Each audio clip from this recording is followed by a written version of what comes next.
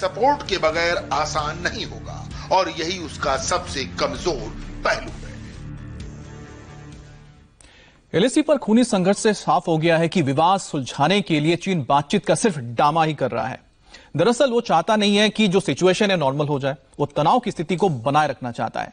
हम ऐसा क्यों कह रहे हैं, ये समझने के लिए आपको चीन के अंदर से आ रहे कुछ तस्वीरें देखनी चाहिए। जिस वक्त चाइनीज आर्मी रात के अंधेरे में झड़प कर रही थी, उस वक्त भी चीन में बड़े पैमाने पर युद्ध की तैयारियां चल रही थी। हजारों की संख्या में सैनिकों और टैंक्स को एक जगह से दूसरी जगह ले जाया जा रहा था।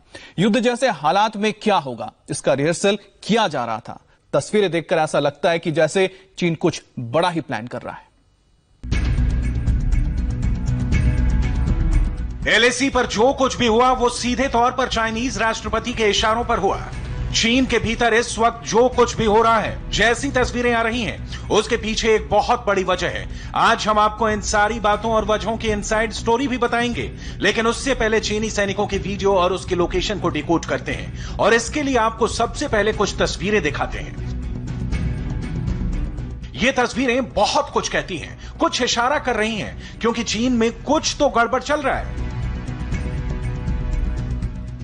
ये वीडियो उत्तरी चीन के गोबी डेजर्ट का है, जहां हाल ही में शिनजियांग आर्मर्ड पुलिस कोर ने अपनी पायलट ट्रेनिंग टीम भेजी थी। इसका मकसद था चीनी सेना के ऑफिसर्स और सैनिकों को असली युद्ध के लिए ट्रेन करना।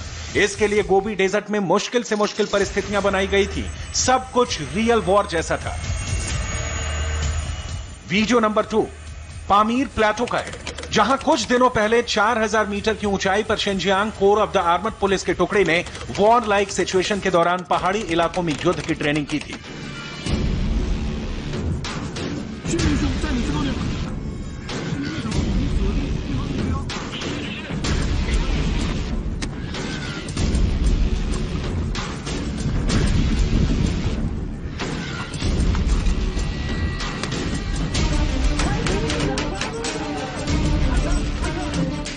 वीडियो नंबर 3 की रिकॉर्डिंग पश्चिमी यूनान प्लेटो में की गई थी।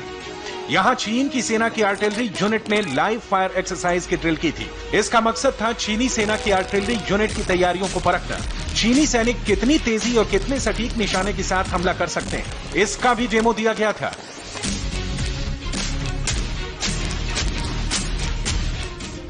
वीडियो नंबर 4 में चीनी सेना को एक साथ कई सारी टैक्टिक्स सिखाई गई और इस बात पर जोर दिया गया था कि चीन का एक सैनिक युद्ध की स्थिति में कैसे कारगर साबित हो सकता है।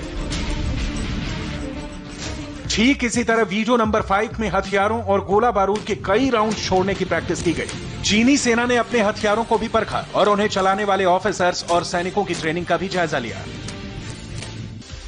वीडियो नंबर 6 को टीम कोऑपरेटिव एक्सरसाइज का नाम दिया गया, जिसमें चीनी सैनिकों को छिपकर हमला करने, घुसपैठ करने, क्लिफ क्लाइंब करने, पहाड़ी इलाकों और जंगल में हमला करने की ट्रेनिंग दी गई।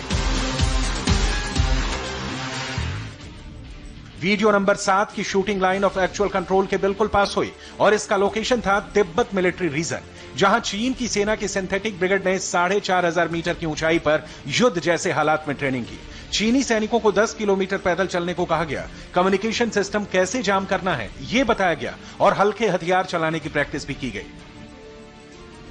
वीडियो नंबर 8 में चीनी सैनिकों की स्ट्रॉन्ग कोऑर्डिनेशन एबिलिटी और तेजी से फायर पावर सपोर्ट देने की क्षमता को परखा गया। अब हैरान कर देने वाला वीडियो नंबर 9 देखिए। ये मल्टी टाइप आर्टिलरी शूटिंग की तस्वीरें हैं। गोबी डेजर्ट में ट्रेनिंग के दौरान रिकॉर्ड किए गए इस वीडियो में सिर्फ और सिर्फ धमाकों की आवाजें हैं। तस्वीरें देखकर ऐसा लगता है मानो चीन के सिर पर युद्ध का भूत सवार है और वो मरने मारने पर आमादा है।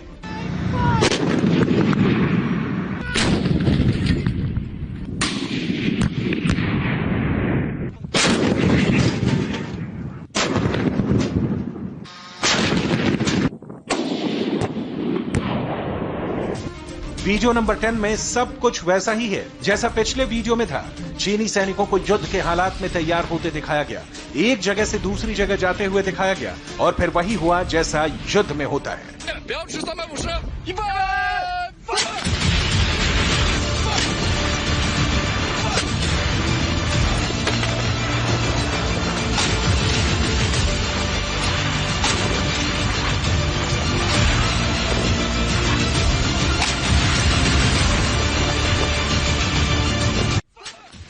इन सारी तस्वीरों को देखने के बाद किसी के भी मन में यह सवाल आएगा कि क्या चीन वाकई में भारत से युद्ध चाहता है। हम इसका जवाब भी देंगे आपको, लेकिन उससे पहले यह समझिए कि लाइन ऑफ एक्चुअल कंट्रोल पर जो हिंसक झड़प हुई, उसके बाद इस वक्त भारतीय सैनिकों का खून कैसे खौल रहा होगा। आप ठीक कह रहे हो। पहली बात, हमारा जो कमांडिंग ऑफिसर है, इंडियन आर्मी का ये इथॉस रहा है, मैं भी कमांडिंग ऑफिसर रहा हूं, हमारा कमांडिंग ऑफिसर हमेशा आगे से लीड करता है। तो जब वो टुकड़ी है, उस टुकड़ी का नेतृत्व करते हुए कमांडिंग ऑफिसर ठीक आगे है, और जैसे ही ऐसा कुछ घटना हो जाती है तो यकीनन उसके जो साथी हैं, उसके जो जवान हैं, उस यूनिट के जो नुमाइंदे हैं, उन सब पर काबू पाना बड़ा मुश्किल होगा। मैं ये समझता हूं कि वहां पर कैसे पैशंस होंगे, कैसे वो बटालियन में जवान, कैसे उनका उस वक्त क्या जज्बा होगा। हिंसक झड़प में कैजुअलिटी दोनों तरफ से हुई है, लेकिन चीन अभी भी ये मानने को तैयार नहीं है कि झड़प में किसी चाइनीज सैनिक की जान गई है। चीन न सिर्फ लगातार प्रोपेगेंडा कर रहा है, बल्कि सरकारी मीडिया की मदद से युद्ध जैसी तस्वीरें भी जारी कर रहा है और अपने सैनिकों की मौत का राज भी छिपा रहा है। लेकिन इस सच्चाई से खुद चीन भी इनकार नहीं कर सकता कि फिलहाल सीमा पर हुई घटना के बाद दोनों देशों के बीच स्थिति बेहद गंभीर हो गई है। देखिए, मैं इतना तो नहीं बोलूंगा कि युद्ध की स्थिति की तरफ बढ़ रहे हैं, लेकिन हालत काफी खराब है। और मैं इसलिए बोल रहा हूं कि क्योंकि जो सिचुएशन थी वो पहले से ही काफी सीरियस थी। जब चाइना के सोल्जर्स ने आकर और 3-4 जगह में हमारे इलाके में घुसने की कोशिश की, 1-2 जगह परमानेंट डिफेंसेस बनाने की कोशिश कर रहे हैं, तो सिचुएशन पहले से सीरियस थी।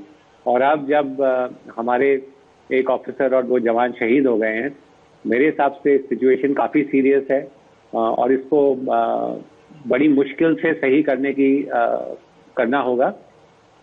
युद्ध की तरफ हम जा रहे हैं। अगर कंट्रोल नहीं हुआ तो हो सकता है कि और सिचुएशन सीरियस हो जाए। इस बीच एक और बड़ी बात यह है कि क्या चीन मौजूदा दौर में युद्ध अफोर्ड कर सकता है? इसका जवाब है नहीं। लाइन ऑफ एक्चुअल कंट्रोल पर जो कुछ भी हुआ है, उसके पीछे की वजह है शी जिनपिंग। इस वक्त चीनी राष्ट्रपति जिनपिंग अपनी ही पार्टी पर पकड़ खो चुके हैं और इसलिए सीमा पर तनाव को बढ़ावा दे रहे हैं। भारत के साथ लगी सीमा पर हुई हिंसक झड़प में भी जिनपिंग को एक मजबूत नेता के रूप में प्रदर्शित करने की योजना का हिस्सा ही दिखाई दे रहा है। जिनपिंग को एक निर्णायक नेता और चीन को एक मजबूत राष्ट्र के तौर पर वहां की सरकार के कंट्रोल में आने वाली मीडिया प्रसारित करती है, जबकि सच्चाई बिल्कुल उलट है। चीन मामलों के विशेषज्ञ और चाइना निकन मीडिया आउटलेट के सह संस्थापक एडम नी के मुताबिक कोरोना वायरस महामारी ने शी जिनपिंग की चीनी कम्युनिस्ट पार्टी के ऊपर पकड़ की सच्चाई को खोल कर रख दिया है। चीन के आक्रामक व्यवहार का विश्लेषण करते हुए उन्होंने कहा है कि चीन को कुछ लोग दुर्भाग्यपूर्ण तरीके से अखंड देश के रूप में प्रचारित कर रहे हैं। चीन की सत्ताधारी पार्टी दुर्भावना से पूरी तरह से ग्रस्त है और इसके नेता दुनिया में अपना वर्चस्व कायम करने पर, जबकि वास्तविकता यह है कि चीन टुकड़ों में बटा हुआ है। कम्युनिस्ट पार्टी के नेता आपस में ही विरोधाभासी हैं। वो बस मुश्किल समय में एक दूसरे को जबरदस्ती पकड़े हुए हैं।